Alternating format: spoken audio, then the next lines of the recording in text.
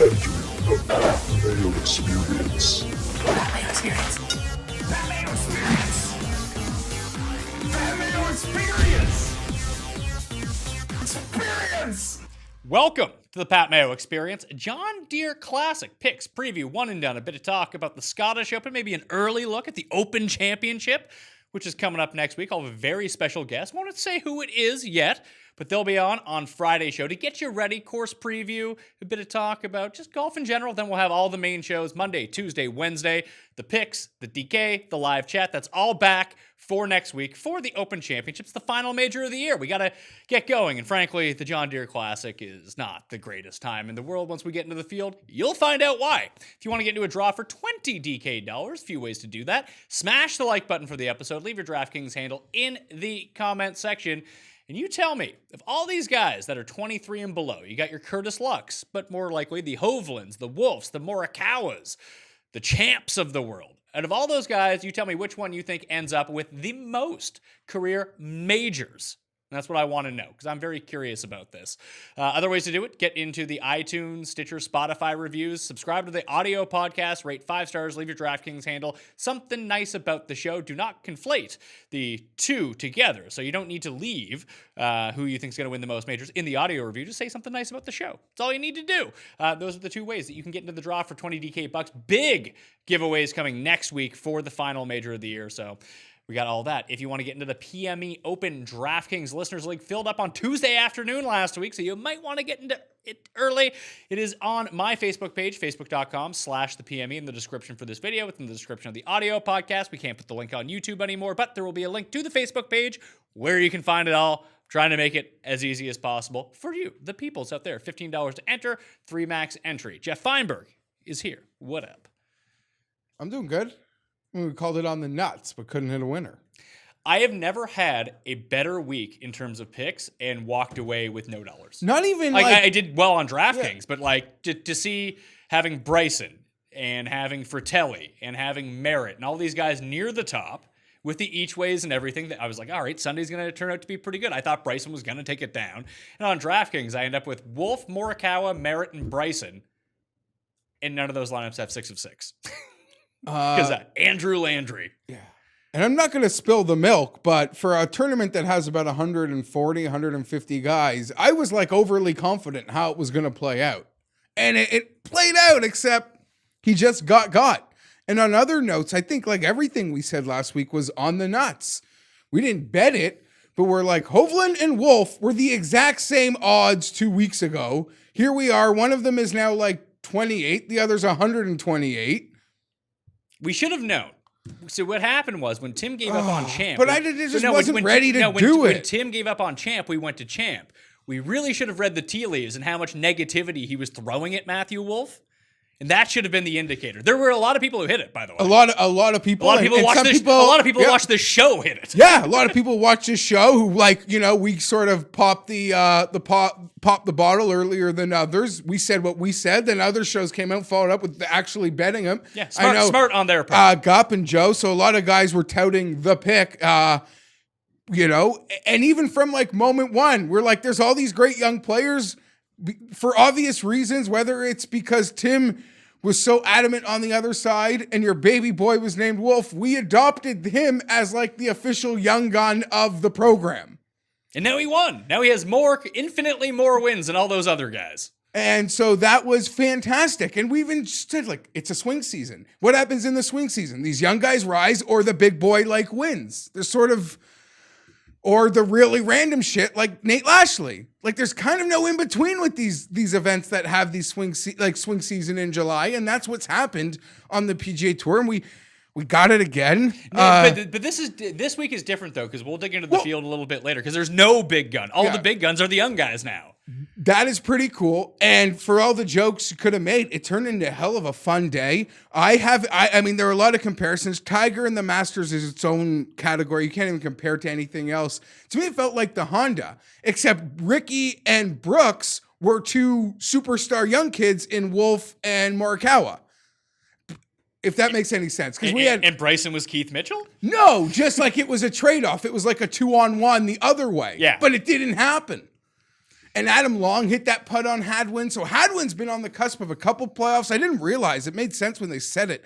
We've had so many weeks without a playoff. Yeah, 23 consecutive events. They kind of told us 100 times. And then Tim tweeted it out as he was breaking the news. And as you can see, I don't know, I lost a big bet. It was a big bet. It might have been my biggest outright play of the year. It was my biggest outright play of the year. And there was because Morikawa had to be awesome. We couldn't get a real hedge. A Wolf. Because we still could have gone on a two-man or could have felt comfortable. Put it this way, on a two-man, if it came down to it, and it was just 1v1, Bryson versus Wolf, especially after Bryson made eagle on 18. Yeah, he could be sitting greenside. It's going to overtime. I'll bet it now. You would have got plus 150. I might have gotten cocky. I might have just waited. Been once it actually gets to a playoff, he might even be more because this guy's a 6-time winner money might come in. But we didn't even get there. Let's rewind it just a little bit. Sorry. I'm excited and I lost. Yeah. I wasn't. Listen, Bryson winning would have been like a community win. Everyone was on Bryson. Hence why it didn't happen, by the way. But the nuts for that shot on 18. Oh! And honest to God, Bryson wins this tournament if he's not fucking terrible on Saturday. Of course. I was actually on the course on Friday while he was shooting the 9 under. It was just we saw him, we camped out at 8 and we just he was 30 feet in. He was making every putt on Friday. It had to come back to earth a little bit. It came back a little too much. Yeah, well, he started missing 8-footers. And he was making all of those. And then it finally clicked on the back 9 again. I was super impressed with Morikawa. Oh, of course. All of it. All of it. No one isn't. But I feel like he gets lost in this because it was Hovland. Wolf is, the Jack Nicklaus Award winner. He's the reigning NCAA Player of the Year. He won 6 times in college this year. And even Neiman is a guy getting his hype, his wonder kid hype again. On tour, and we've wanted to prop him. And Morikawa, when you look at him, he has yet to miss a cut on the PGA Tour since turning pro. Yeah. We've been pounding him on DraftKings every single week. I just didn't think he would contend this quickly. Incredible. But you forget, was he the number 3 amateur behind the other two? Yeah, I mean, but it was good for anyone that was on Morikawa or Wolf that Hovland stole all the thunder. As Tim pointed out, that he still thinks that being low amateur at the U.S. Open is more impressive than Matthew Wolf's win. Tim, again, just living his truth. All that steam that Victor got for good hype. And Victor's great. Yeah, no one is besmirching Victor, an ounce, or any of them. They're all awesome. The only one who actually sucked was Panda. Yeah. Because everyone with hype was actually pretty decent. Maybe they didn't win, but they showed a flash. This guy just, I don't know, went right to the bottom. So do we do this now? When we see when we see this coming again, next year, when the next crop of excellent players comes out, because Neiman hasn't won yet, but he's contended a whole bunch of times. Maybe top 5 bets are the play, but Rahm comes out, he's fire. Bryson comes out, he's fire. All these guys they turn pro and they're great. Right away. A couple things. Even my dad, who's 75. He was rattled. These guys are so young and so good. It is so jarring in many ways to older. My just feels bad for anybody who's over 31 because it feels like they're all dead. So 7 players in the last 80 years have won before the age of 21. Tiger, Phil, Rory, Spieth, Seve, Ray Floyd, Matthew Wolff. Pretty good list. This tour is so cool. It is so stacked. And it's when these 5 or 6 or 7 or 8 really good young players come along, they're not, everyone else you still and think is good is still around. The only people they're kicking off the tour are the bottom 8. Yeah. We can go 20 events and get 20 different winners. That's how amazing this world is. Yeah, watch your back. I refuse to believe in the Brooks outlier still. Watch your back, see. Will Claxton. Those guys are in big effing trouble. Chad Collins, Chris Blanks. I was watching some Chris Blanks. These guys are here. They're taking jobs, and they're for keeps. Yeah, they're going to be around for a while. Well, I believe Wolf and Morikawa both secured their tour cards. Incredible. Which is nuts already. Can Wolf get into the FedEx Cup, or did something happen where I think that now he's won. He's an official tour member. I think that he can get in this week. As of the next event, or he has this point. Did he actually accrue points? Accrue points. I believe, and I can be completely wrong on this, that once you earn your tour card, you retroactively get all the points. And I now more than ever, I know this is a different thing. This is the first time I'm ever going to do this. I'm going to look up the FedEx Cup point standings. Dude, it's closer than you think, though. Yeah, but I just don't care. But, okay, fine. But I would also agree we're actually at I guess that the British has to happen before I'll actually look at it. Who do you think is leading the FedEx Cup? Do you know? I do want to say one thing before I try to answer that question. It's actually amazing how many players you might like and are really good that actually are in big trouble or on the bubble for the number because it's a shorter, condensed thing this year. Now, Wolf doesn't appear to be in. Yeah, I think there was something where he doesn't officially get it. Well, I think he'll take the over $1 million payday. That's pretty good. Yeah, guys on the bubble. Keimer's on the bubble. Martin Laird, but he's going to win this week, so he'll be in for sure. Duffner. Fucking Duffner, man. The guy kills me every week. Mullenix, English. Zach Johnson's on the outside looking in. Yeah. So is Jimmy Walker. How is Seb Straka on the outside of this FedEx Cup? Because you just remember the 9 unders. Yeah, but it feels like he's had like 6 really good weeks in a row. He's making cuts at least. He's ahead of your boy Berger. Actually, no, he's not. Berger's at 117. It feels like he's had a better year than Daniel Berger has. KH Lee's firmly in there right now. Stenson is like 83rd. Cam Smith is 86th. Hatton's 87th. Bubba is 78th. Luke List is ahead of Bubba Watson right now in the FedEx Cup. Shocking. Yeah, totally. There were a lot of guys, even up until like 2 weeks ago, because Reed's kind of put together some nice starts. He was outside of it. Who do you think are the top 5 right now in the FedEx Cup standings? Brooks. Brooks is second. He's 85 points behind the leader. Rory. Kuchar. Oh, of course, because the season starts in October. Yeah, he got the 2 wins. And I think he has But he's been great all year. I think he has a top 20 in all the majors. He has 8 top 10s. Do you overall. have any? Rory has 2 wins and 11 top 10 so far. And then Xander and Woodland. Do you know this Wyndham Rewards thing? No, I don't quite understand what that is. It's like a pre-FedEx Cup standing, so maybe it's that. And the money for that would make you throw up. Or to think anyone doesn't care about any event, just show them how much money this Wyndham Rewards thing is. Yeah, but I don't even know how what qualifies as if you finish top 10 in FedEx Cup points at the win, before the Wyndham, you win. Yeah, I think it's just the regular season. Nice. There's just I like so that because much in fantasy leagues, I like when you pay out the winner. I feel like winning the if you play fantasy football, if you win the regular season, that's harder to do. Yeah, of course. I mean, it's not harder to do because it's less random than winning the actual championship. So I feel like that you shouldn't pay out third place. You pay out the regular season winner, first and second. That's it. What else do we got going on here? Anything else with just how great that? I mean, the chip in was. I mean, the putt from off the green for Wolf. I can't believe it went in. I had more confidence in Morikawa was going to make his putt. How about the Morikawa putt on 17 and the still of Wolf, and you could see Wolf in the background of it? Like, what a magical day. I hate that. I don't think I was that confident about how an event would end since that Ricky Fowler Quicken Loans that Troy Merritt ran him down. I was hoping years ago. I was hoping Troy Merritt would make one more. All I needed was one more birdie from Troy Merritt. Yeah. He just didn't leave himself he left himself 18 feet on 18. But a lot of great calls. I know there were a lot of people hyping like Wyndham Clark this week. Yeah. And then he got cursed by Tim on Sunday. I didn't. Yeah, that's it. When it was Wolf and Clark were tied at the lead, and then Tim threw all his support behind Wyndham Clark, who had an abysmal round, yet somehow continued to make pars and birdies. He was awful. He was like Hideki with his finishes, except when he finishes with one hand, it actually goes into trouble. Yeah, but he finally got caught when he hit it behind that tree. Okay. What? Serenity. There was a moment where Bryson was still in this thing, and they didn't show his shots. It was he stuck it to 3 feet off the tee.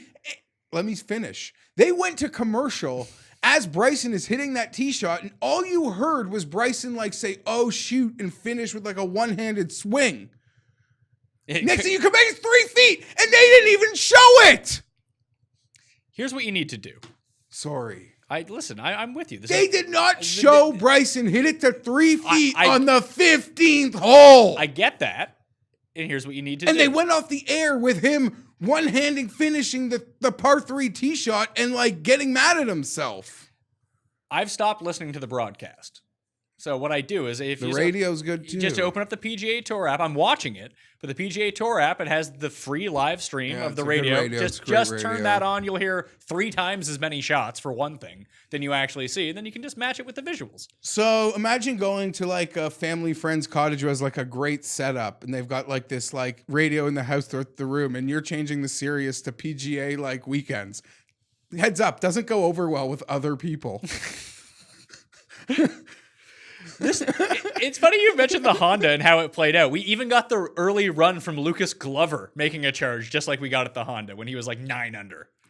No, it just reminded me of that, like, because I don't know, the Adam Long one was also like a walk-off, but the Honda was like, it was going to be a really cool playoff. Ricky, Brooks, and Mitchell, and this, like, just that. And we got dickless with that Brooks finish too that day. We did.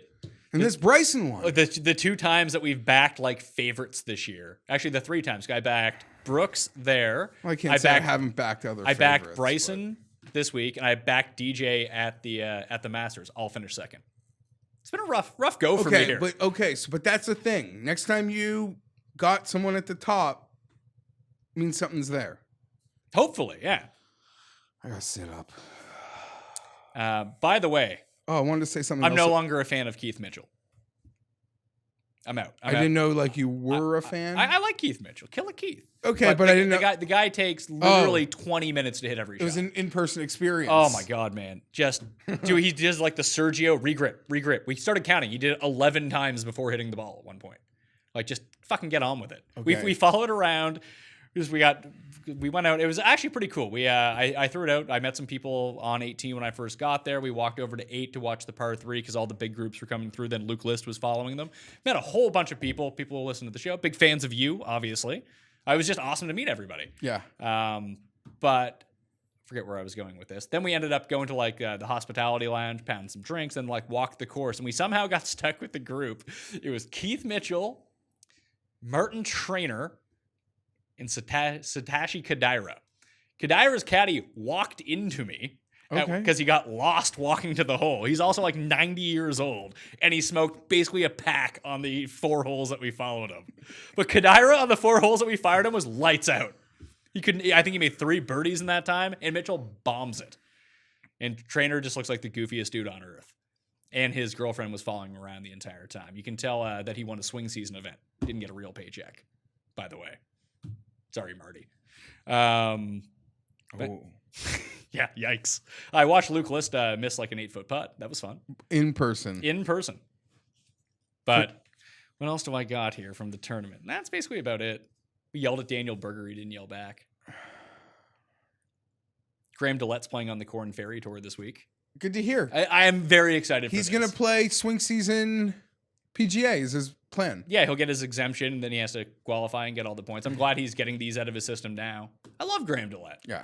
It's funny, like, we have all the Canadians that have up and coming. I don't really like any of them. I like Hadwin fine. Well, it's fine. I Like, back Connors, who can't putt. the amount of Canadians that have won on tour since Graham DeLette was supposed to be the first Canadian in a long time to win on tour is pretty remarkable. From Taylor, Hughes, to Hadwin, Connors.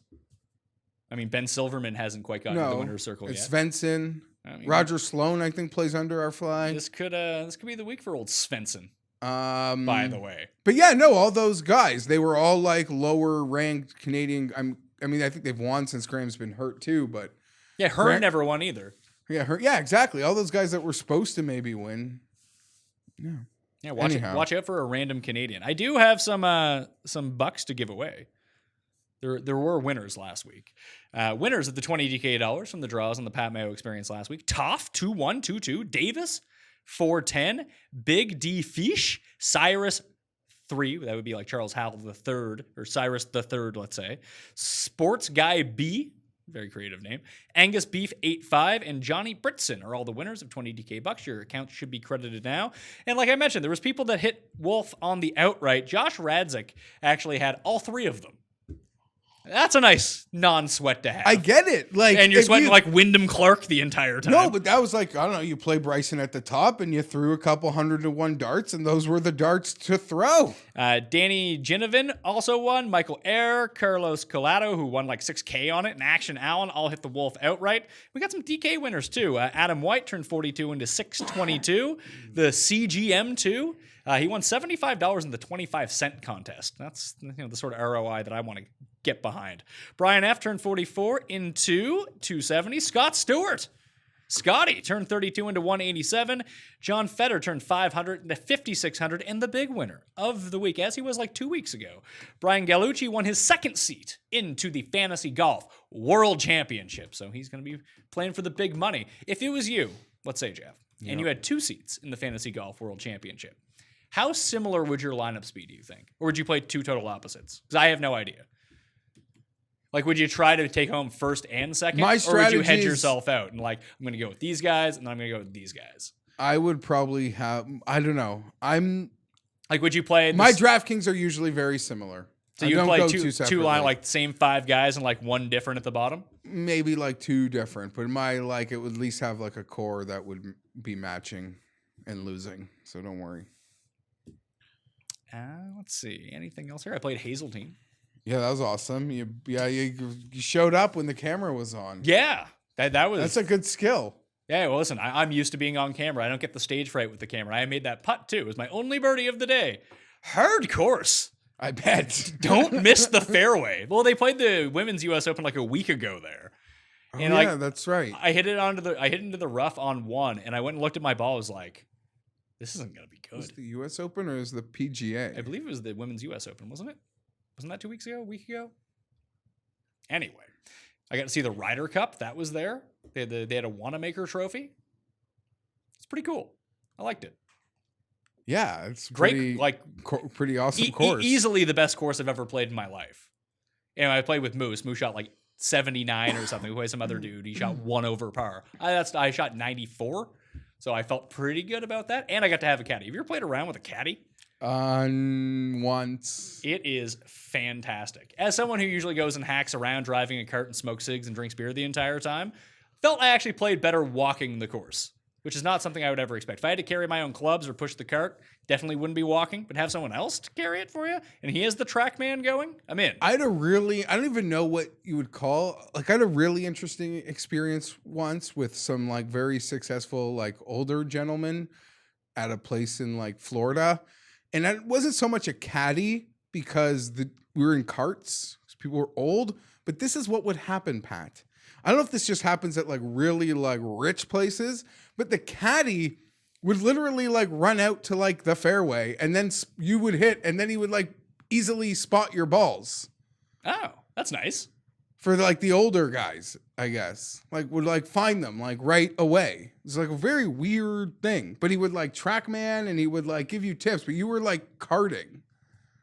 See, I mean, my caddy I don't know if that's like a normal thing. I've never seen that like anywhere else ever. The biggest thing for me and the caddy is that he held my beer the entire time. He just put it right in his pouch. So I don't know if I could like be walking the course with clubs and drink. I don't know how people would do that. Seems like a lot going on. I feel like I'd leave my, like, you know how some people leave clubs on the course and then you have to like go catch up to them or leave it at the clubhouse? I'd just leave my beer everywhere. I put down my beer, then I'd forget about it. And I get to the next hole and be like, ah, shit. Cussed one time, left his cigs on a hole, and I've never seen anyone have a meltdown more. He like realized it like 2 holes later when he went to go reach in his pocket. He's like, he had to quit the round and drive back, and he finally found them like 2 holes behind and caught back up with us. But he went into full meltdown mode. It's pretty good. Being able to walk the course and not carry your clubs sounds freaking amazing. It was the best. Like the concept of it, because the walk is like enjoyable, at least going from shot to shot. Like, but you know, not have to carry. It's envious. A lot of people commented that I wasn't wearing a hat when I was playing. I mean, I never wear hats to begin with, but I don't get why you wear a hat. You just wear some sunglasses. Or she was like, I don't want to get like a hat tan on the go. I'm outside. I want to get a tan. Hey, who you, Robbie Rock? Oh, I was hoping he would win. You know how much I enjoy Robert Rock. I did. I mean, I feel bad. Bear Off is the person I feel the worst for out of all of this. He had a Rom Bryson double. I think Gup had it too. Did but he? Gup also had a Wolf He had ticket. Wolf, yeah, so he's it good. all offset. And you had Rafa. I had a Rafa singles. Dickless. Whatever. What pointed you towards Rafa? It was just good odds? I didn't even look at the Irish Open, like betting-wise. If I'm betting Euro, I'm just like You're looking picking at like a names. bunch of people who I know do Euro and then picking my personal favorites of like the 8 or 9 names I see. I'll pick like 4 or 5. And that's usually like a Baroff or a Ben and Tyndall. Dave? I don't know. Yeah.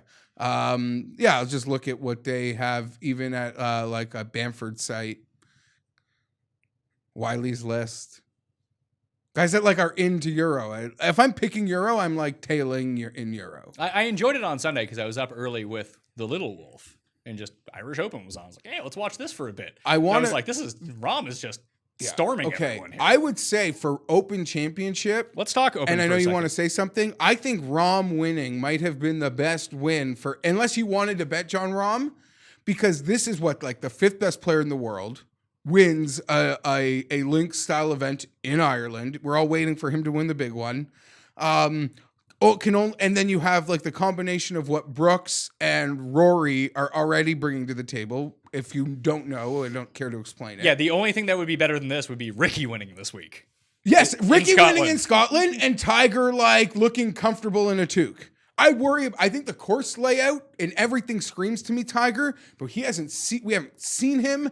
He does not like cold weather. He hasn't he admitted after that, like, yeah, I'm not going over there to practice. Like I play golf in Florida weather. So anything other than that, like I'll have to deal with. So the big thing for me before anyone starts, I mean, I'm guilty of this too, because you always want to get out in front of a major. Oh, I like these odds. Yeah, it's I like the weather, right? You have to wait for the weather Yeah. draw. Not for everything. Like if there are odds that you want to seize, which I've done on one person, then jump on them because you're probably not going to see those odds again. But until you see have 2 names in until you there. see what the weather draw is, and if it's going to be super windy, if it's going to be super rainy, or if it's just going to be ideal conditions, that should really affect what your picks are going to be. Because if it's going to be super shitty weather, like Graham McDowell's in play, Hatton's in play, Poulter's in play, like random Euro guy, or like Lorenzo Vera, he could be in play. Like the guys from Bjorn Keltson. the guys from down the list are all of a sudden like viable picks to win. Where if conditions are pretty calm, like the top of the board is going to win. Yeah. Then like Brooks is going to win. You know what I mean? So the one guy that I have bet, because I saw the number drop to 40-1, I bet Justin Thomas.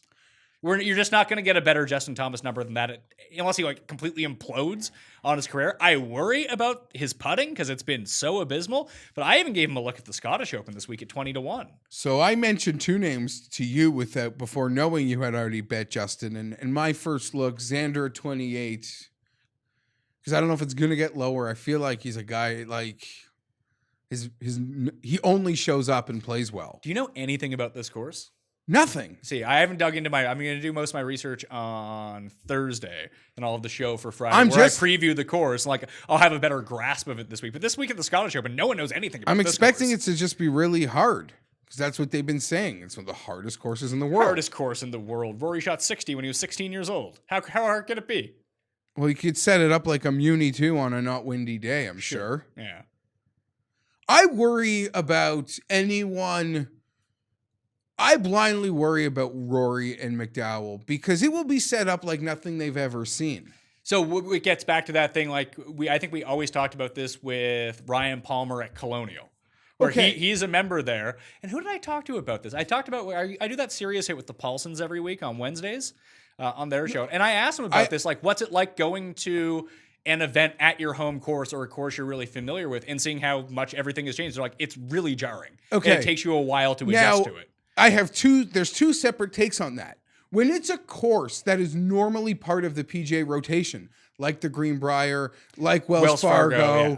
You can like get it and know it. But if it like it shows up for like a one-off in a big event at like the place that you've played your whole life, that to me is the bad situation because the touring bodies come in and they're not like setting it up for the membership anymore. Not to say it's not a hard course, but you are just going to be in positions. It's not going to play like what you think, and you're playing it to something that doesn't exist. Yeah, so the opposite thing of this is like the Masters. Like when Fred Couples goes to the Masters every year, he's like, oh yeah, I know I can bank it off that slope on number 10, and it's going to roll all the way down. I'm going to get onto the front of the green. You might be able to do that at Portrush, 51 weeks a year. But if it's set up by the RNA a little bit different, you hit it to that spot, it might just stay there now. Yeah. So that's all. So it's just a little blind worry. But with Rahm winning, in combination with the love affair that Rory will have, and everyone just will blindly need to have a Brooks bet and bet nobody else or whatever their strategy would be, and you can't argue that. The guy does majors. I think Rahm, outside of Ricky, Rahm might be the greatest guy to win, and Ricky... I don't want to talk about that. So right now the odds for the Open, and we'll have the entire show on Monday when we actually kind of think about this and learn a bit more of the course. Brooks and Rory are the favorites. Dustin's at 14 now. Dustin, oh my God. Dustin, and remember for years like Phil couldn't, like there was no way he was ever going to win the British Open. Then he won the British Open. They were actually showing it over the weekend. I was watching. It was the one where Dustin hit it out of bounds. No, that was one that Darren Clark won, sorry. But it was Phil and Dustin. They were both in second trying to chase down Clark. They both melted. But Dustin and Rahm both 14-1. Rahm is now ahead of Tiger in the odds. Rose is 18. Molinari, Fleetwood's down at 28 with Ricky and Xander and Spieth. Got Scott, Cantlay, Bryson, Day, Hideki, Thomas, all 40-1. I've bet Bryson at bigger numbers. I told you before last week, the Open was the course I worry about, the most. But if there was a book a week ago, Pat, that would have given me WGC Memphis odds on Bryson and let me bet Bryson through the FedEx Cup, I would have. I would have. That's where we are. You know what's interesting here? I'm a little sad about that because I really wanted last week. You can probably get a better number on this. Leishman at 66 is real intriguing. He plays well at Opens. Yeah, that almost in that Day playoff. Did you mention Day with that group of JT and that 40? I mean, Hideki's playing fantastic. It just feels like he can't win, doesn't it? Like I was what was the reason that he wasn't a part of this mix coming down the stretch? Not a freaking clue. Yesterday. He was the guy, as someone with the Bryson ticket. He scared me more than thinking like Wolf was going to win on Saturday night. I thought that Finau might try to come and storm because he was just kind of there at 11 under. It's like, well, if Tony gets hot, Tony can go put up a 9 under and then just nothing from him. Apparently he's claw grip putting. Is that like desperation now? I mean, he's not a great putter to begin with. But he was so close. You go off in the final group at the Masters with Tiger and then you change to a claw grip. Do you think that rattled him? I thought it was going to propel, like to feel it, but he's felt it a lot. And I guess every time he felt it, I always felt he would come through it stronger. It I guess, hasn't. I mean, Kisner's over at the Scottish Open. He's at 125. Wiesberger, who's playing great, played well with the Irish too. Had a nice Sunday. Any love for Olesen? Thorbjorn, not really. He's kind of playing well. Anyway, these are kind of the guys that I got my eye on right now. Yeah, no, I'm with you with that collection of guys at 40-1, and I've bet Patrick. Woo's 250. I've bet Patrick Reed at like 100 or 125. Oh, really? He's down to like 60. Yeah, and I have bet. When I bet Woodland to win the U.S. Open, I bet him, so I have that at 150. But that feels like dead money. Hey, who knows? Maybe he goes back-to-back majors. I would melt. Who's the other guy I was just looking at here? Not Kokrak. About to win the Open? Yeah, there was someone I scrolled by. What's Willett saying? Willett's 80-1. That's got to be higher, man. Zach Johnson was the other one. If this is like a course where you can just kind of plod along. And don't ignore the guys that are playing. I mean, last year, Molinari ran away with the event essentially in the week slot that we just played, and it went right into the Open. And he went right over and won. Yeah, and he played. If it wasn't for Michael Kim nuclear mode, he might have. Yeah, he would have won. Yeah, he probably would have won. He finished T2 with like Burgoon and all those guys. Let's talk John Deere. Can Bryson win the Open? Yeah, why not? I don't see why not. Yeah, let's talk. I do feel like his first win will be the Masters. But you notice this with Bryson, though. Didn't I guarantee it was going to be the? Remember, I said that's why I couldn't bet him at last one because I like his Masters. That was your pick. But you can tell when he's on and when he's off. Like it's very clear. Like when he like was struggling, like he bookended his round on Saturday, made a birdie on 1, birdie on 18. I believe those were his 2 only birdies of the day. But like you saw him getting it going bad, like missing like a 6-foot putt, missing a 5-foot putt, and you're just like, he's just off. And then he like hits the next tee shot in the rough after he misses the. But like it was all about the irons. Like when he had the -9, he was making a few of these longer putts, but he still stiffed like 5 of them inside 5 feet. Like there was none of that on Saturday. It was everything to 35 feet, and he was 2 putting for par or making bogey. Like you can just he's either. And we saw it the first round of the Masters. He was on. He was all over every pin. Then the next day, then it goes away. And I'll tell you, for a guy that made what he made this week, no one like he probably went to practice after like I don't know, I was going to play a playoff anyway. May as well practice for an hour. He didn't even look too. I enjoy how fired up he gets. You got to, man. That shot was. Oh my god! I would have put the drizzle on it today. Would have been just nice. Lost. It's just lost. 6.5 feet from what, like 198 or something like from the. Fratelli made something very close. When I was watching Fratelli on Friday, he dunked it in the water there, and then took his drop before the water, and still cleared the water and put it on the green and made par on it. It's impressive. He had another good week. Just can't pot. So do you think we'll go longer talking about the golf than we did before? No, absolutely not. And we're going to be talking about like 2 tournaments. John Deere Classic. Par 71, 7,268 yards, 3 par 5s, very gettable for the entire field. Not the entire field, but guys with distance will be able to get all 3. And this is a wedge fest. There's 3 par 4s underneath 400 yards. There's another 4 between 400 and 450. 70% of the field hits the fairway here. 70% of the field hits a green in regulation. This is a second shot wedge course. Who has the hottest wedges? Who has the hottest putter? That's who's going to win. And sometimes it's Michael Kim. Other times it's guys who have won this tournament before. Zach's won multiple times. Spieth's won multiple times. Steve Stricker won 3 years in a row. Other than that, Bryson breakout win, Michael Kim breakout win, Brian Harmon got his first win here. Kenny Kim released, I believe, 45% of the winners at the John Deere Classic made this their first career win. So makes total sense. It's probably why when we get to the favorites, you see who the favorite is, and it's Tim's buddy, Victor Hovland. I listen. I remember this. There was a time where this was like Zach versus Stricker. Pick a side. So Hovland is 18, Morikawa is 20, Im is 22, Neiman's 22, ZJ is 25, Wolf is 25, Harmon, Streelman, CH3, all 28-1. Those are your favorites. This feels like an alternate event. I called it like a quadruple A event because it's better than like the Aaron Badley Classics that we'll see at the Barbasol, but there's no good, like there's good players. All the rookies are here, but there's no other good players. There's no one ranked inside the top 50 in the world in this tournament. Kyle Stanley is the highest ranked player in the field. He's 56th. When we talked about like the scheduling and what the worst tournament of the year is, they're lucky that these rookies are playing well because this would be a corn ferried tour event. This would have been death. Yeah, you're right. At least there's something for like us to chew on. Because usually like Zach and Spieth play, and they're usually pretty good, but they're not even good anymore. And Spieth's not even playing. Is he playing the Scottish? No. That's weird. Just taking some time to himself. He wouldn't even improve this field. Well, he would. He would be the best player in this field by far. Would have made some great head-to-heads. Would you really pick all the rookies no, over I wouldn't Spieth at a course? I wouldn't pick on him. I wouldn't pick on him. No, I'm not picking on him. I'm gonna say you always say How this. You like to dig the grave for Spieth. Whenever I ask you want to play a head-to-head against him, you're like, yeah. Sorry, I didn't want to play Bo Hostler versus Jordan Spieth. I took Tiger instead. No, but even when we had when we were having discussions about head-to-heads in some of these other tournaments. Well, some of these courses, he has these courses. Like there's certain places at Pebble. There was a part of me that was like paranoid. At the Masters, I'd be paranoid. John Deere sounds like a place I could get paranoid. I think the Wyndham will be your last chance to tie our bet. How many starts would he even have left in the year? 3. No, he'll play all the FedEx Cup events. Will he? Yeah. I think he's like top 35 right now. Okay. And when he wins the Wyndham, he'll vault into the... he might win the Wyndham. 15th. So there's 2 guys that I would consider here. One that I bet a bit of a sweetheart number on a different book this morning. I got Sung Jae at 33. That's a good number for Sung Jae. I'm not on Sung Jae for this. This is the type of tournament he can most definitely go win, though. I just don't know if I want to eat a 22 with Sung Jae.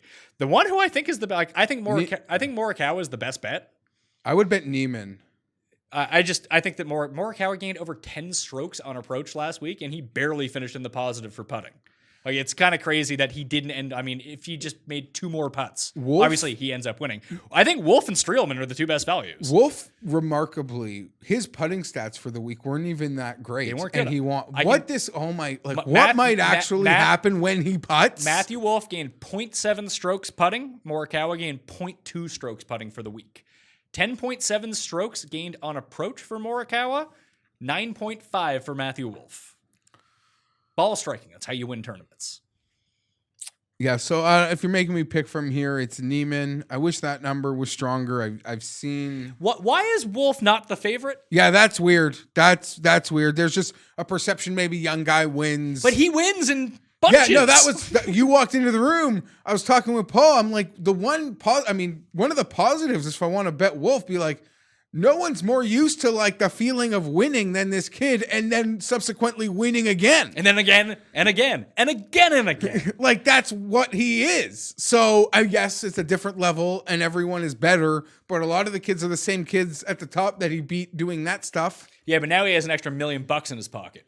Which he didn't quite have before. Just to like backtrack a bit, how old, you probably know, but how old do you think Hideki is? 26? 27. Oh, old man. It's so crazy to think that like we know him as well as we know the guys that are like 33. Yeah, we just met him at like... Yeah, but we met him at like 20. Did you see who won in Japan this week? I didn't. I think it was Ishikawa. Unless there's a different Ishikawa. Ryo Ishikawa? My main man, Ryo Ishikawa? Good for him. Unless there's a different Ishikawa. Because he was the original like Japanese sensation when he came over. He had a top 10, like a top 5 at a major too. Yeah, I think it was a Masters or something. I think it was the U.S. Open. Maybe it was. Might have played well in a Masters too. Maybe I'm making that up. Okay. I hope it was actually him and not just a different guy with the last name Ishikawa. I'll find out. So yeah, Hideki like such a baby. He's like a bigger baby than Fowler. How old do you think Ryo Ishikawa is? We met him at like 19, so he's probably like 26 or 7 also. Age 27. Yeah. Did he win? He did. He won on the Japanese tour last week. Good for him. Still playing. Love it. I mean, why wouldn't you? But still. Yeah, I thought he was going to turn out to be the Tyron or whatever that guy's name was of Japan. Remember, he was Spieth before there was Spieth. He never won anything. I think he had to get like emancipated from his parents. Well, on that note, there were a couple guys I was hoping to bet this week or find numbers for. Doesn't this... Okay. Aaron Wise and Patrick Rogers. Rogers hurt. I mean, he might not even be on tour anymore. Come on. That's what you get when you finish 123rd every week. You don't get them FedEx Cup points. He must be hurt. I have no idea. Patrick Rogers, if you're watching, please let us know your status. We'd like to root for you and waste money betting on you once again. At least I would. But we can't do it this week. So do you feel... Okay, and this is maybe more of a DraftKings question, but even as it pertains to betting, are you just going to save yourself a lot of money not betting on any of these young guys and like... They're all overvalued? What? Yeah. Well, that's what I was trying to get at. I wanted to bet Aaron Wise at 55-1 this week. Is it Aaron He's Wise? not playing. He wasn't going to be 55-1 either. Daniel Berger is 30-1. He was 50... Hold on. What are you setting the lines for Daniel Berger? No, there was a book that I bet Kokrak at this morning that had him and Wise at 50-1, but I knew Kokrak was at least in the field. I didn't know that Wise was, and they quickly removed it. So I knew right away that was wrong, but Wise might have been 50-1 this week. Do you feel like this is going to be a win for one of the younger guys, a breakthrough player, or is this going to be a win for Harman, Streelman, Ryan Moore, Duffner, Stanley, like that type of plotter? No, I'm going to go like straight super young kid or first time guy or like Nate Lashley. Unless you count like a Wyndham, like where would you count like Wyndham Clark? In terms of what? I don't know. You can wedge the shit out of it. Like, I don't know what group of player, like... He's a level below all those guys. No, I'm not putting him in those below, but like would him winning sort of count like Nate Lashley or not at all? I think that he's... he's 40-1, so it wouldn't be like that. No, but, I actually think that Nate Lashley is probably better than he is, but that's me. I think you're getting decent value on a lot of guys who are like pretty comparable here. Have you been betting Streelman? Like, this feels like a great place to keep riding that. Also, Streelman, great with a wedge, gained 7 strokes on approach last week, lost 5 strokes putting. He and Fratelli are the two that gained all, and Connors, but Connors can't make a 2. I mean, you've been tempted to bet more for a while. I don't know that you ever actually pulled the trigger. I didn't, but I wouldn't bet him because he kept being at like 33. Now, this is the best spot he's been in, but I don't necessarily want to back Ryan Moore at 30. He has won this event, though. So that's something to look at. So nothing. Like, you're not going Streelman, you're not going Howell. Like, are you? I'm a sucker. I am a sucker for the kids. I told you, if I'm in this range, I'm already in on the M33. The one that is tempting me the most is Neiman at 22, but I wish that was better. All right, let's get to this middle range. I thought it'd be at least 25 for me. Because I think this is where the interesting stuff is. You got, like you mentioned, the Berger and Moore and Glover are all at 30. You got Stanley and Palmer and Tway and Bud Colley, Nate Lashley, Tringali, Mackenzie Hughes, the Gooch, Brian Stewart. They're all mixed in here. But the guys I like, if we're going to play like the first time winner track here, everyone's off of him. He's an internet favorite. And when his irons get hot, Jeff, they get super hot, or he's just abysmal. He was T2 last year here too. He's 55-1. Joel Damon. People were on him. I'm in. I'm in 55-1. I'm in on him, and I'm on HV3 at 75-1. I pulled 100. That's even better. But that's got, I think it dropped to 80 on that book. Yeah. And the other guy I like is Sam Ryder at 80. Okay. The two guys in that earlier range for me, Bud Colley and Pass? Nothing for Sam Burns? No. Well, in that 50-1 range, that's who I'm looking at. You got no love to go back to Duffner? I mean, in this field, at a number you've I want to so badly because I've been doing it every week at this number. But like the guy is your killer DraftKings. Oh line. my god, you had the nuts almost. I did until Duff. Everyone's shooting -5, -6. Duffner's like, you know what? I'll casually put up a +4. At least Connors was missing all these putts, but he at least ended up -1. Mackenzie Hughes sunk me too because I had that awesome lineup that had Connors and Hughes on it. Then I had the other one that had Fratelli and Duffner on it, and they just went nowhere. Killed me. I was second in the $5 for most of Friday, and then all of a sudden it was just all the way down the tubes. Then, of course, I picked the wrong lineups for my contest. But I don't know. Like Johnny Vegas, 70-1? I didn't even see him. If we look at last week and see guys that gained a bunch on approach, Charlie Danielson, is he in this field? I don't think he is. Danielson. But if he somehow gets in, he gained 7 strokes on approach last week. Fratelli gained 7. Streelman gained 7. The other guy that I really like was Marty Laird. Sneakily playing some good golf. You know who's... And kills par 3s, too. Where is this guy? I'll wait till we get there. Go ahead. Asswagon played really well last week, too. Yeah. I don't know. I mean, we've seen guys just like hammer it down there and have success for 3 days, like Cam Champ. Oh, yeah, of course I'm on. If Wolf can win because of the curse, Champ can come back here. And this is sort of a Champ event. The one thing I worry about Champ is like looking at the stats on Fantasy. It was like one really great round. Not even that. Just looking at like how this course 9 plays. holes, actually. You don't need to be great off the tee here. You don't need a good around the green game. You need to be good with your irons, and you need to be able to putt. And Champ just isn't good with his irons. Like, he's great off the tee, bad with his irons. Not to say that I'm not going to back him at 80-1. I will, because I'm a sucker. But I don't have the highest expectations for him this week. I mean, yeah. Joel does do those things. Joel's either runs, like, he's only gained on his irons 3 of the past 6 events, but his average on the 3 that he's gained are like +5 in terms of strokes gained approach. It's like, have you seen Rom's? Rom is either like T3 or misses a cut. Yeah. And it feels like if this is going to be a breakout for someone, it seems like this is a nice spot for Damon or Harold Varner. I love it. Varner had a great run here last year, right? Like they sent him I believe they were both T2 last year, tied with Molinari and Burgoon. Like they hooked or him Ryder or something. I don't know, something about like he bought a tractor or something, or he looked good. I don't know, something about it. He just bought himself a nice fresh plot of land to build himself a house. So good for him. I believe we both got DMs from Baroff about him being all over Burgoon. Yeah, there is a Burgoon community. If his name wasn't Burgoon, do you think anyone would care about him? I don't know. Some people are really high on him. I trust Baroff enough, but I might end up going lower than I thought. I really did wake up thinking I wouldn't make a bet under 60-1. But we're here. I'm really kind of trying to stay away from this entire thing, to tell you the God's honest truth. Yeah, I don't blame you. Like, I do have interest in my two guys from last week, Merritt and Fratelli. Fratelli at 90 seems strong. I'm Friday and Thursday. Let me backtrack. Okay. Fratelli's proximity to pin, at least through the first 3 days, might have been the best three. Every time I got word of this guy, it was 10 feet, 12 feet for birdie. It felt. He didn't hit enough of them. He hit a bunch of them, but he could have gone crazy low. He could have had those crazy low rounds that we did see the few 9-unders show up this week. He could have gone even lower.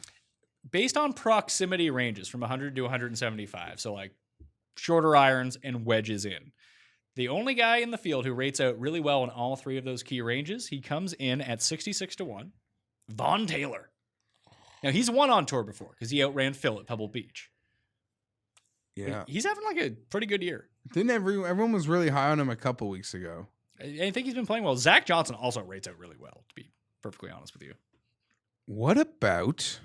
So this could be a... Luke Donald. Good God. Luke Donald? What are Luke Yeah, Donald's why not? odds? I was going to bring him up later, but this is a track where you can't just cross off his name. He's 125. That's not bad, actually. Denny McCarthy. I mean, if it becomes a putting contest and he gets the hot putter, yeah, why not? I mean, his weaknesses are kind of taken away here. I mean, his only strength is putting. So if he doesn't have a good putting week, he's going to be bad. Number one in proximity overall, past 36 rounds, Brian Stewart. Interesting. Damon's 10th. Anyway, you got anyone else from in here? Not below 100. You mentioned Fratelli. Yeah, the only guys that I'm in on Nick right Watney? now. Nah, he really Just can't win. He screwed me so badly last week. Can't win. Okay.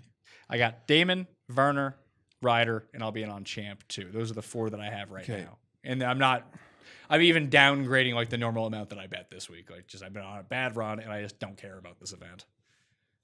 Plus, and there's a major next week. Yeah, and there's a major next week. 100-1 plus. Svensson is the only guy that I'm in on. 200-1. Shocked you didn't say Carlos Ortiz. You know I want to. Can he realistically have 2 good weeks in a row? Probably not. There were a couple guys. Okay, let's hear them. Joey Garber could be an interesting DraftKings play, maybe more, but the guy's been playing really well. Garber, hardly knew her. He's playing really well, that guy. Keeps popping up. Okay. Kyung Hoon, I'm always a sucker. Yeah, you love KH. KH has really kind of fallen off the wagon here. I was in on Varner with you. He sort of crushed everywhere. You mentioned you thought this could be a Svensson week. I said Svensson. Svensson's the only guy that I bet down here. He's 200-1. 200. He legit can't putt. I think he's lost strokes putting in 11 consecutive events. Did Russell Henley lose an arm? Yeah. Okay. Shark attack. Disappointing for him. Oh, I guess going back lower. Rating wise, like of the guys down here by the stats model that I ran, Hank Laboidia is actually the best value on the board. He's 10th in the model. He's 110-1. You mentioned a bunch of a veteran type guys who haven't won.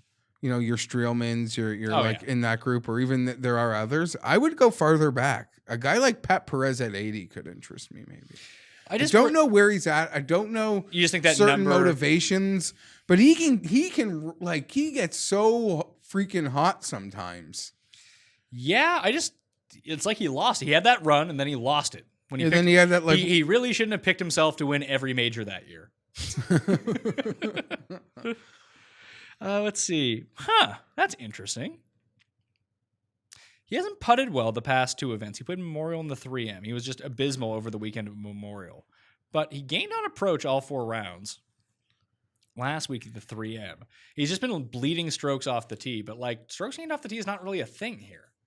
Yes, if you're overwhelmingly good, it's going to matter. But that's why I wasn't too concerned about Merritt in this field or Ryder in this field. They're guys that are generally bad off the tee.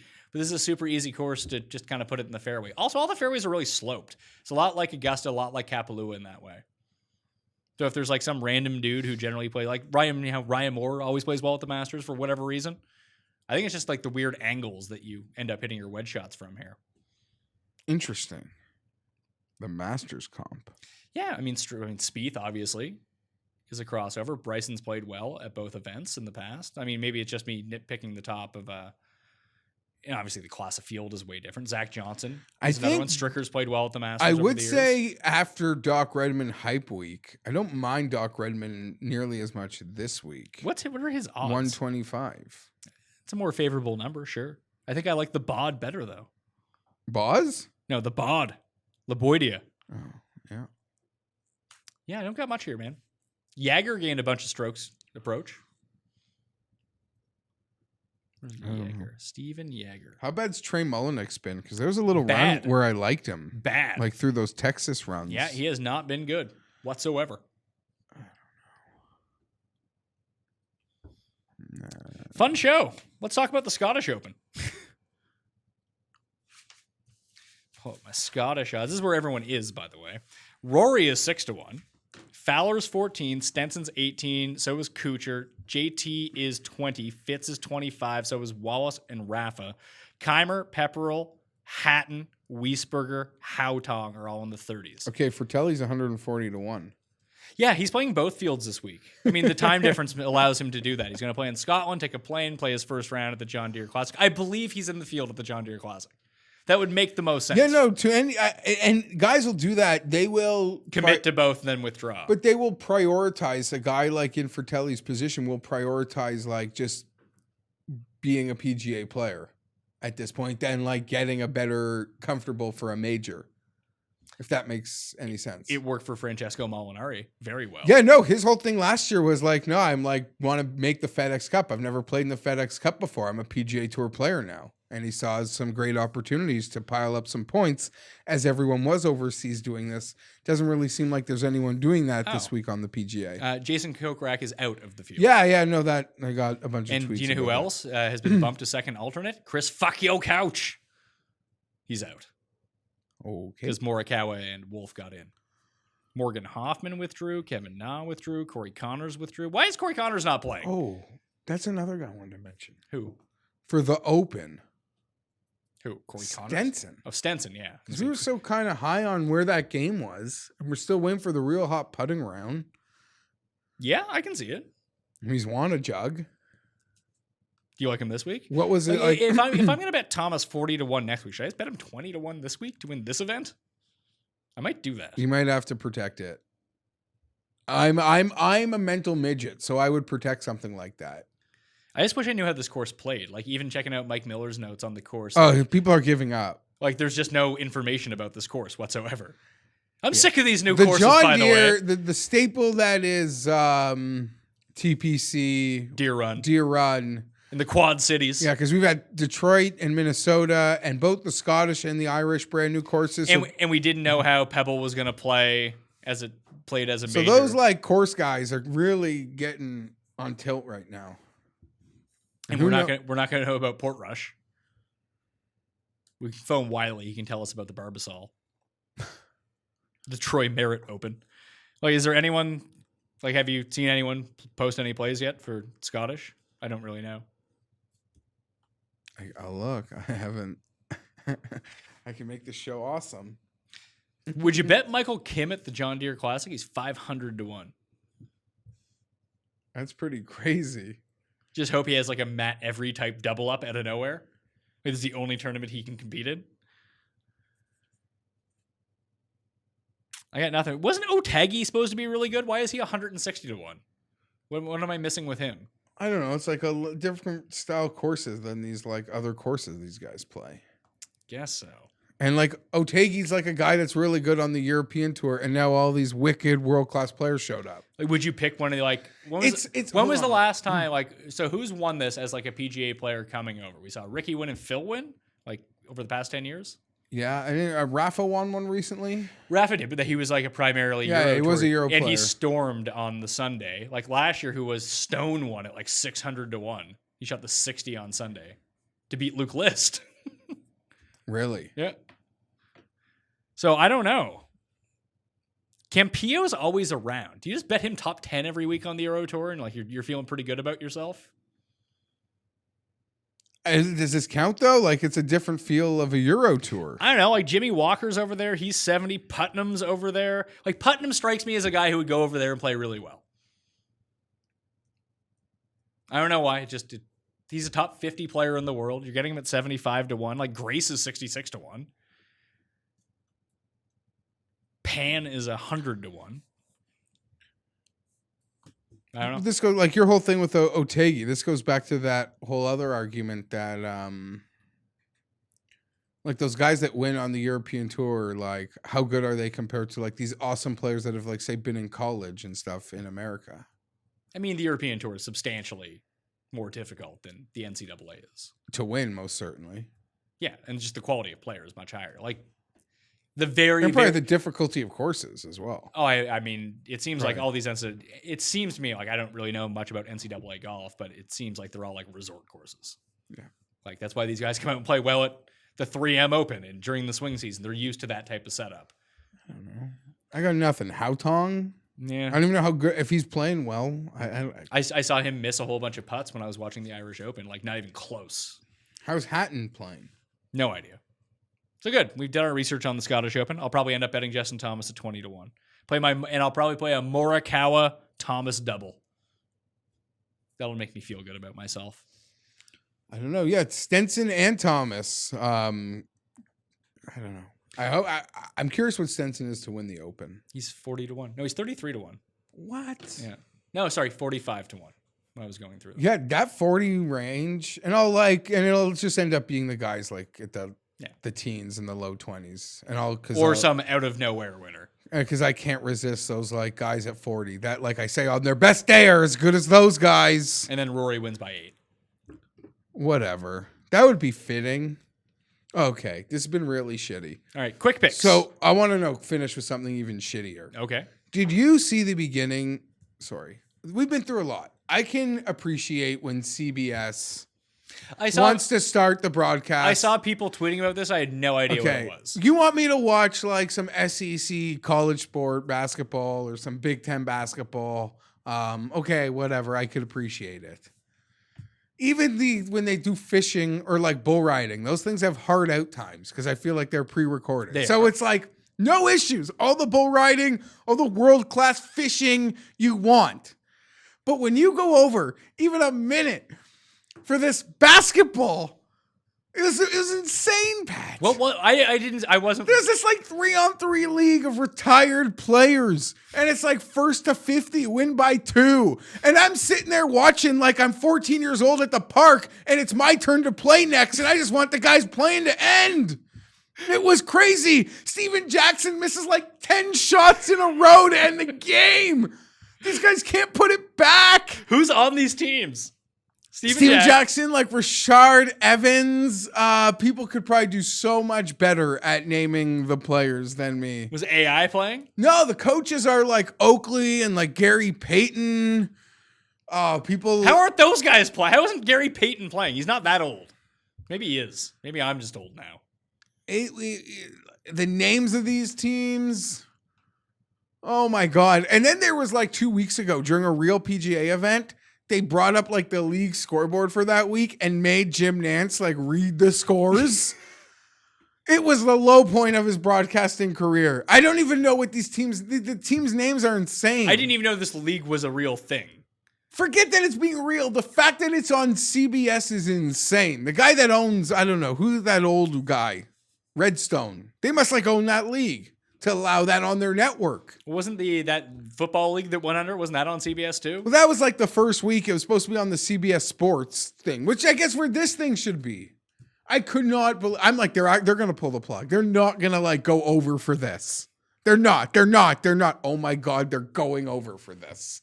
You should have switched over to the Canadian feed right away. Okay, no. As a Canadian, we're lucky we have like different outlets that don't have that. And even if CBS isn't on the air, they'll show us like their live web feeds, even without like commentary. And sometimes we even hear like they'll leave like mics on and we'll even like hear things like as the crew is actually getting set up to know when they're going live to air. But I was like being an American. I was like taking it in. I was like being with everyone else, experiencing it. So you were like Tim, you were going out of your way to be triggered about something. No, I was like, it was a car crash and I couldn't turn away. 1st to 50, win by 2. They're at like 49. It's like 49 to like 41 for like 6 minutes. I'm still rattled about watching it. Did you happen to catch Canadian Sports Center today when they talked about the golf? What did Hadwin do? Yeah, lead story, Adam Hadwin. Adam Hadwin lost. Lead story. Thanks. Appreciate it. Let's not talk about the guy who just joined. I rattled off the names earlier. The class of player that he joined by winning at age 20. Incredible. Yeah, all multiple-time major winners. But no, Adam Hadwin. Couldn't make a putt coming down the stretch. Let's talk about him. Quick picks. Quick picks for the John Deere Classic. I'm avoiding the top of the board. You can check out my entire cheat sheet on Wednesday, facebook.com/thepme.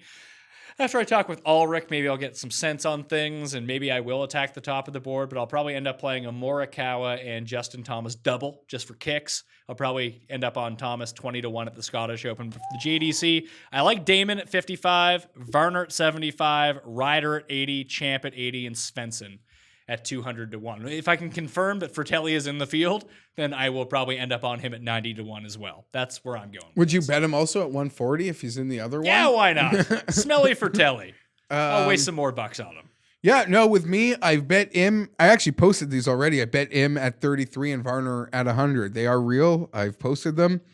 I know both of those numbers have dropped. I'm really intrigued Are by you saying that they're real and they're fantastic. I'm worried. I actually strongly considering Neiman. I think it's time. I feel like I bet him in the swing season at like maybe a lower number. Yikes. Somewhere. So maybe I want to stomach this. Bud Cauley, I don't mind. Sam Burns, I don't mind. But I got to look into both of those. And I'll ride that Fratelli train for sure if he's here. KH Lee, 125. You love yourself some KH Lee. One and done, you go first. Hank Laboidia is one that I'm looking at too at 110. Just because he rates out so well statistically. Svensson, just make a few putts this week, my man. Hit that 200-1. I won the one and done because you picked Bryson, but had previously used Bryson. And I said that I would use Bryson if you didn't use him. So I had Bryson. I got the T2. Good run for me. I need to get some influx of cash into my one and done with the season winding down. So I'm first to go. I'll pick Joel Damon as my one and done. I'll pick Joachim Neiman. Neiman as your one and done. Did we get a message from Tim yet? Tim has a mystery pick. What does that mean? I don't know. It just means he hasn't looked at it yet. He doesn't realize that there's golf on this week. More than likely. No, or he legitimately does not know anyone in this his field. only concern is this like all he cares about with golf is that he's just talking about how it's CBS's last tournament of the year. And how, in his mind, that the world is against Victor Hovland, and he is the only person who likes Victor Hovland, according to Tim. I don't. It's so bothersome. Well, it's just strange. I don't recall ever saying a bad word about Victor Hovland. Do you? Never. It would be impossible. So I don't get where he is perceiving this like negativity from. Just because we like Matthew Wolff. I mean, we can like them both. We're just fans of Matthew Wolff. And look at that. What was Tim's message to you? What was his thing that he was lipping Matthew Wolff on Friday, who like hadn't teed off yet? Matthew Wolff was on the number at -3, probably on the 8th hole or his 8th hole. I don't know which side of the course, but it was a course where birdies were made and the cut ended up being -3. So he finished -6 after round 2 anyway. He was at 6 under. Yeah. So and Tim then decided that Wolff is struggling to make the cut. I will say the biggest Wolff ticket I saw might have come from there because I saw a 200-1 that had to be live because when Bryson does what he does on Friday, he pushes and you haven't even teed off or on the number on your back nine, even how easy the course might be. And I saw someone show me a 200 that had to have probably been in that period of time where Bryson was like plus 240 on a Friday night. Yeah. Not going to lie, I was fired up. I looked at the cash out. I was like, I should probably take this. But then I didn't because, I'm greedy when it comes to stuff like this. And that's why I lose. More losing picks. Justin Thomas for the British Open 40-1. Who do you have? Thomas and Xander? Those are the two up there that I am really, really looking at. I've bet Patrick Reed at like 125-1. I have Gary Woodland 150-1. I'm pretty sure I got a Hatton bet as well. We only made the U.S. Open bet with him at the beginning. No, I know, but I think I did something that day. The links course, hard course. I'm sure that number's higher now because he's literally done nothing for the year. Although he's only like 30-1 to win in Scotland. I'm going to decide quickly because if I'm going to pull that JT trigger at 40, which I've also bet Bryson at a consortium of numbers. What's the highest? Like 75. Really? Yeah, there were some big ones floating around. Not getting that one no more. There are some big ones floating around. I do agree. I think you have to protect your Justin Thomas 40s with well, him it's not even that. If I'm going to take him to win on a link style course at 40-1 against all the best players in the world, I might as well take him at 20 against a substantially weaker field the week before. Yeah, and That's the way that I'm looking at it. Just make some putts, man. Don't make them all. Make like 30% of your putts from 10 feet, and you're going to be good to go. And we've spoken about it, that he gets hot with those irons. It's something that really does continue. It's not an in and out thing. It's not even a round around thing. It's like when he's on, those things are on. So you got to find that putter. I forget, what was it, the PGA? Where were we like really excited to bet him? Maybe it was the US Open. It was the US Open. He missed the cut. So since coming back, he had the Memorial. That was Hamilton. Crappy. Tee to green, 9.5 strokes gained tee to green at Hamilton. T20, lost 3.4 strokes putting in those 4 rounds. Missed the cut at the U.S. Open after gaining 4 strokes tee to green, lost 3 strokes putting in 2 rounds. Gained 11.2 strokes tee to green at the Travelers Championship, lost 8 strokes putting. Get him off the continent. Maybe he'll fix his putting stroke. But hopefully that's what he's been working on for the past month since we last saw him. So 20-1 for me at the Scottish, 40-1 for me at the British Open for young JT. It's a big number for a very, very, very high-quality player who I bet you if we looked at that number in January, it would have been like 18-1 or 14-1. Now we're getting it at 40. So there we are. That'll do it on the Pat Mayo Experience. Geoff Fienberg, thank you for being here. Always. Next week's a major. Question. Yeah, Friday I'll have a show. The cut sweat is early because of the times. That's perfect. I like that. I totally forgot about that. Yeah, it'll be in like 2 o'clock in the afternoon. Well, the U.S. Open was really late because it was West Coast. Yeah, now we'll get the swing. I love the British Open just because I can wake up at 1 o'clock in the morning and watch it. And Golf Channel covers it all, which is really nice. That you'll be able to see, like, there's no wait till 1 o'clock in the afternoon in order to see things because it's NBC. You get both, and they do really good work on the Scottish Open too. Even the Dubai, they did really good work. They do great work with the Scottish Open. They throw the Scottish Open will be on NBC on Sunday before the John Deere goes to CBS on Sunday. Perfect. Nice weekend of golf. They do a great job. It's almost like, the Golf Channel puts the Scottish ahead of the John Deere in terms of talking points and everything. Well, yeah, because they also broadcast it. Of course. It's a much better field for one thing, but they're the rights holders to the Scottish Open, Golf Channel, NBC. So, of course, you pump your own product. Yeah, and they're all there. You could tell the B teams were everywhere because everyone's already overseas getting ready. Yeah, they'll fall. Yeah, we'll fall. I think Nance is just off for a month. He's the guy doesn't get a break ever. He does football, he does basketball, and he does golf. Like there's no time. They're well aware which tournaments he's not gonna do. Is he doing this one? Is he doing John Deere? He might because it's such like a venue. Like he's probably got so many friends in the area. Doesn't CBS have the FedEx Cup though? I thought they did. No. I remember NBC. I remember like that Rory putt was NBC. Oh yeah, that's right. So.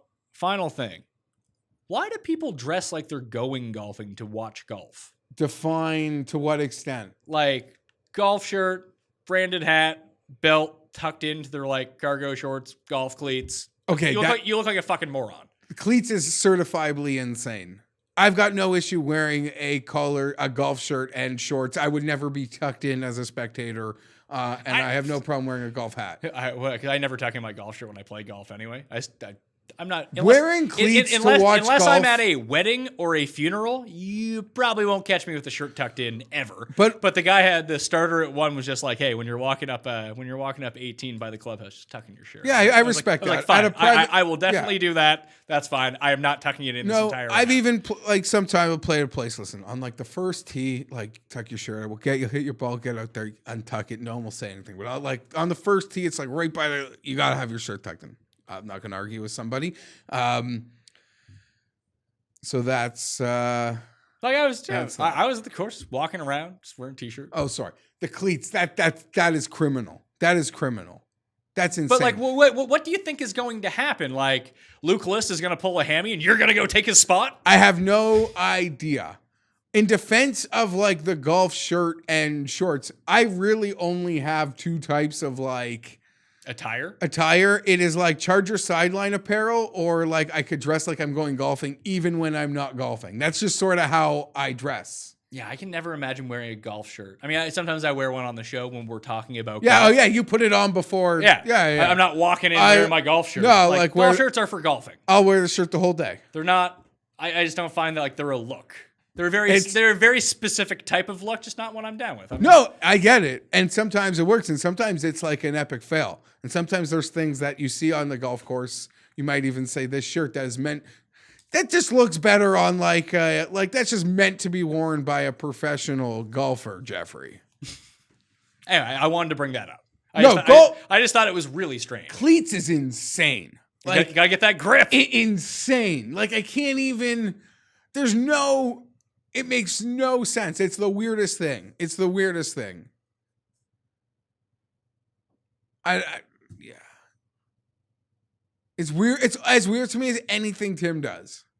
Like that weird. I found out this weekend that he boils his water before he makes ice cubes. This whole water thing, he's such a freaking elitist. He doesn't see that though. Tim only goes one of two ways. Very elite or bottom of the barrel, like trailer park trash. Like those are his two poles. There's nowhere in between for him. Imagine feeling the need for your health and safety to boil the water, but you're still going to microwave hot or eat raw. He'll eat raw hot dogs, but he won't drink water from the tap. And he lives in a place that is in the 99th percentile for clean water in the world. And he won't drink the tap water. He boils it to put it into and brushes his teeth with bottled water. But this guy will nuke Friday's frozen potato skins, and like that is infinitely That's a probably delicacy worse. To him. That's infinitely worse for his insides than out of the tap. I couldn't imagine. I love tap water.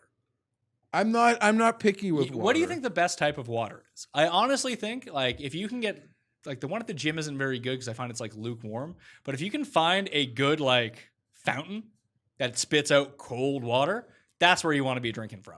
Cold fountain water. Okay.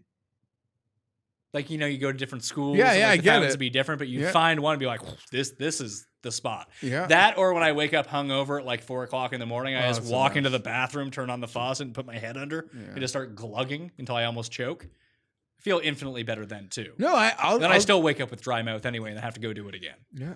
I'm not even like people that like there's even certain types of bottled water that people like swear off. I'll drink any water. Yeah, Paul, what was the one that Tim swore off? The good ones. He hated Aquafina. No, he likes that. What's the one he hated? I don't know. He called himself a Dasani man. That's right. And Aquafina, which are the two Coca-Cola and PepsiCo waters that are on the packaging filtered. Well, it came out that it was either Aquafina or it was Dasani. It turned out Dasani wasn't filtered. Oh. It wasn't what they claimed it would be. They like got sued or something yeah, like that. And that's Coca-Cola, I think. His precious Coca-Cola. It's fucking water. They taste exactly the same. Unless it's like vitamin water or there's something in it to make it taste different, it tastes like water. Hate to tell you, you're not drinking like real glacier water here, pal. What does he make of like those water flavors? I guarantee you he's out. Although he sent me a text the other day that there was like a Coke that he didn't like again. Yeah, some mango. He was all triggered by it. He was very triggered by this water bar that's opening in Washington, D.C. It's like, you don't ever have to go there. And if it's a terrible idea, it's just going to go out of business. Don't worry about it. I've never heard somebody tell me they're a Dasani man. A Dasani man. He's also a raw hot dog man. I don't know. I mentioned that he will just die. Like, he dies on the hill of Matthew Wolfe, but that there's so many graves of his on that hill that like he's died for many things. Well, I think Perry pointed out he's now made the career of Matthew Wolfe, Danny Willett, Keith Mitchell. Like he's developing a good list here of guys that he's really helped make a lot of money. And with Willett, he helped all of us win a lot of money. The best. That'll do it on the Pat Mayo Experience. You can follow Geoff Fienberg at GFienberg17. You can follow me on Instagram, Twitter, and Facebook, where my betting cheat sheet will be at the PME. Join the Pat Mayo Experience DraftKings Open. Link is in the description. Not on YouTube. There'll be a link to the Facebook page, which will point you to the link, which will be in the description for this video. If you want to get into a draw for 20 DK bucks, smash the like button for the episode. Leave your DraftKings handle in the comment section. And tell me, of all these young guns below 24, which one ends up winning the most majors in their career? And then 5-star review, iTunes, Stitcher, Spotify. Subscribe to the audio podcast. Download the audio podcast. Leave that review. DraftKings handle something nice about the show. And boom, you're in the draw. We got tons of British Open content coming. Friday, Monday, Tuesday, Wednesday, Friday again with the live cut sweat show. We'll have the live chat back for next Wednesday as well. We got more fantasy football content. We got the UFC content. And Jeff Ulrich tomorrow to break down the DraftKings side of things for the John Deere Classic. That'll do it. Thanks for watching. I'll see you next time. Pat Mayo Experience! Experience!